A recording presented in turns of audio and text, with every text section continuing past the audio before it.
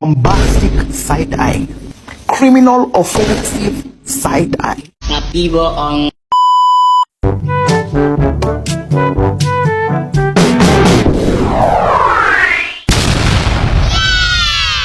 Bye-bye.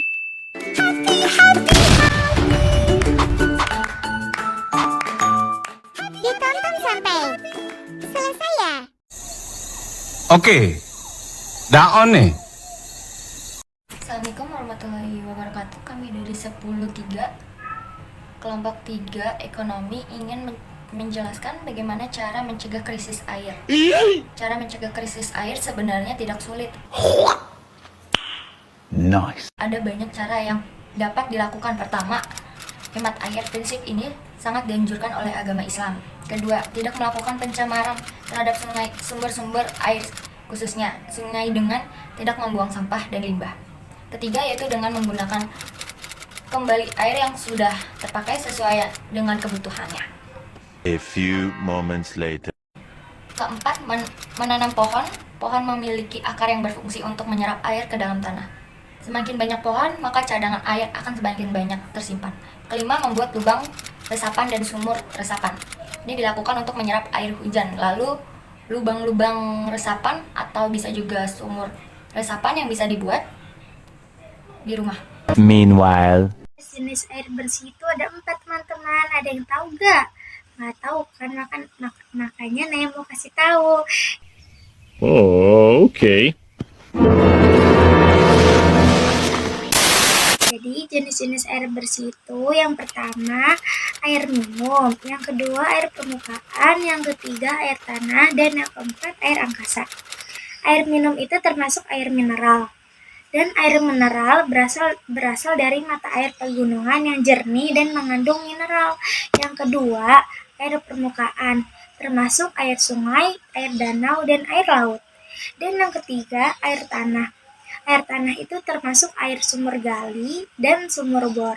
Air tanah yang muncul secara alami biasa disebut dengan mata air, guys. Yang keempat, air angkasa. Air angkasa itu termasuk salju, yang merupakan air yang bersumber dari hasil penyumberiman awan atau uap air, teman-teman. Nah, jadi gitu jenis-jenis air bersih. Dadah. Yang akan menjelaskan dampak-dampaknya adalah Lutfi. Apa sih dampak dari krisis atau kelangkaan air bersih? Dengan jumlah air bersih yang kurang, maka tumbuhan dan hewan berpotensi untuk mati.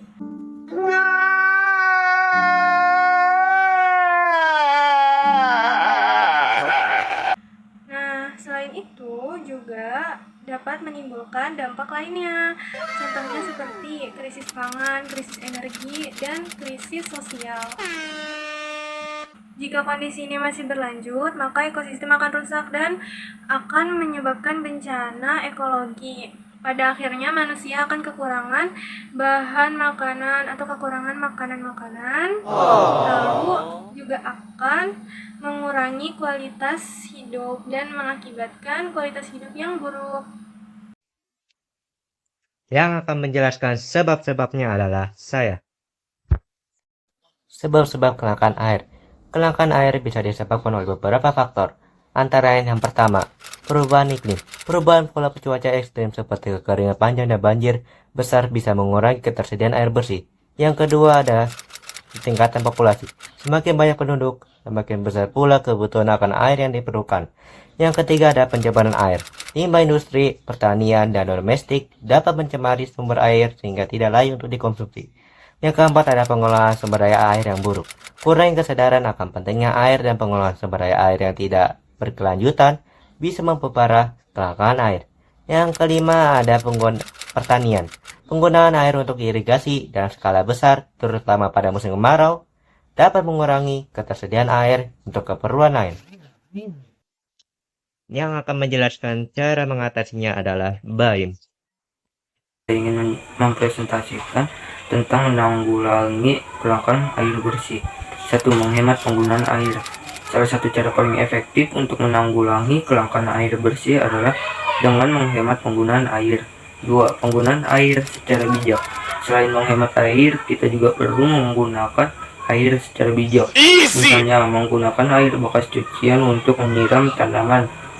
3. Membuat tempat penampungan air hujan. Salah satu cara untuk meningkatkan ketersediaan air bersih adalah dengan membuat tempat penampungan air hujan. 4. Menanam pohon atau reboisasi.